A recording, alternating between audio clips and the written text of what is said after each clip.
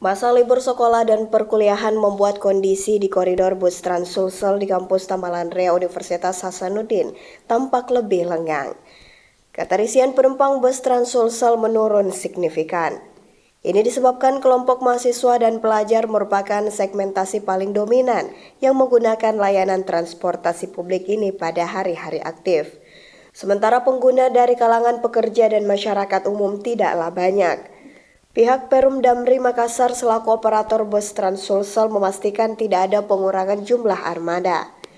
Menurut pengawas operasional Perum Damri Makassar, Bu Nadine, sebanyak 37 unit bus tetap beroperasi normal untuk melayani koridor 1, koridor 2, dan koridor 5. Tetap sama, 37, 1, 2, sama koridor 5. Tetap 37. Terdiri dari 3 koridor ya Pak? Iya, koridor yang 2, 1 sama 5, startnya dari sini. Tidak ada, tetap di jam 5. Berangkat dari titik A atau titik pangkalnya itu jam 5. Jam 5.00. Berakhirnya jam 8, kadang jam 9, tergantung dengan kelancaran mobil.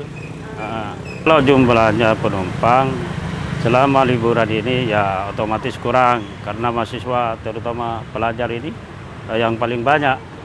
Oke, jadi jumlah penumpangnya berkurang karena libur Ya, dan salah satu penumpang yang paling banyak itu dari pihak mahasiswa dan ya, pelajar nih Pak? Ya. Oke. Nah Pak, selama libur kuliah ini apakah ada kendala yang dihadapi terminal atau dari busnya sendiri atau drivernya? Kalau kendala tidak ada. Selain jumlah armada yang beroperasi tidak berkurang, jam operasional bus juga tidak mengalami perubahan sama sekali.